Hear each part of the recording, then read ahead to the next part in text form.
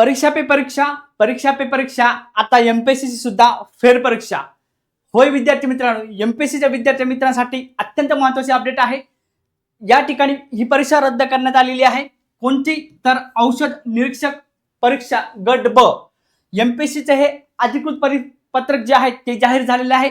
त्या अनुषंगाने पुन्हा परीक्षा होणार का, पुन्हा अर्ज करावा लागणार का आणि फेरपरीक्षा जी आहे तिची तारीख आणि वेळ या संदर्भातली संपूर्ण माहिती आपण या व्हिडिओमध्ये बघणार आहोत.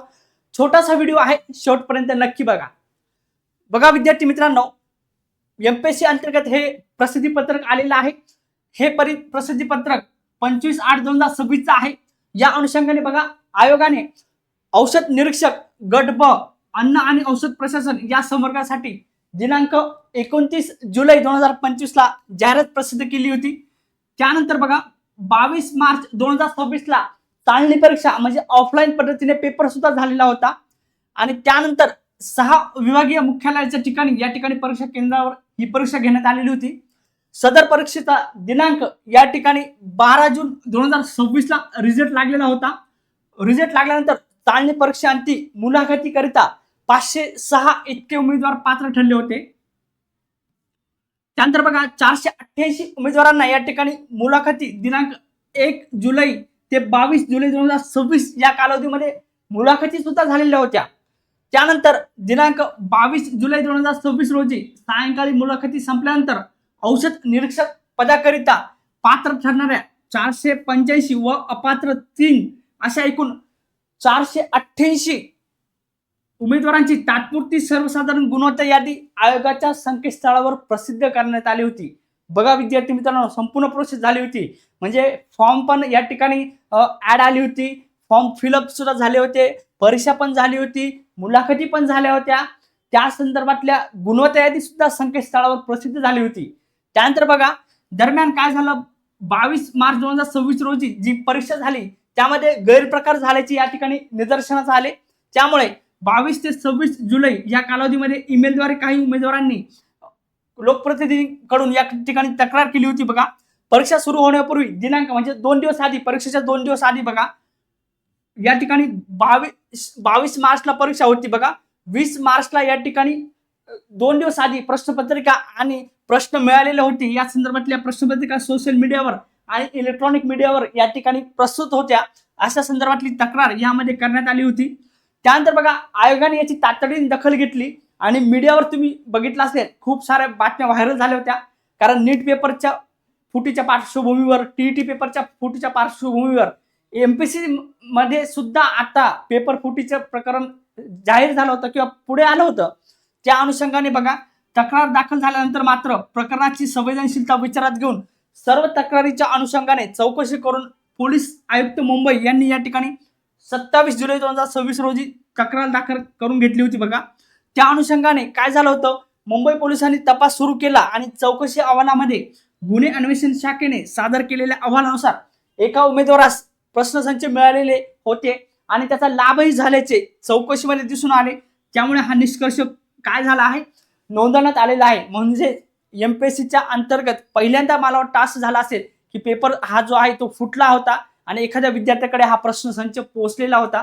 अशा संदर्भातली ही माहिती आहे. बघा त्यानंतर बघा आता आयोगाने काय माहिती दिली आहे, एमपीएससीने या ठिकाणी परीक्षेसंदर्भात गोपनीयता, अखंडता, त्यानंतर विश्वासार्हता यावर दृष्टिकोनातून विचार करून अन्न आणि औषध प्रशासन संदर्भातील अन्न आणि औषध प्रशासनातील औषध निरीक्षक गट ब या पदासाठी जाहिरात दिली. बघा यासाठी उपरोक्त जाहिरातीद्वारे भरती प्रक्रिया रद्द करण्याचा निर्णय घेतलेला आहे. बघा अत्यंत मोठा निर्णय आहे. बघा म्हणजे ज्या विद्यार्थ्यांनी या ठिकाणी फॉर्म भरले, परीक्षा दिली, सिलेक्शन पण झालं, मुलाखती पण दिल्या आणि आता फायनल ऑर्डर निघायची तर परीक्षा ही पूर्ण रद्दच करण्यात आलेली आहे.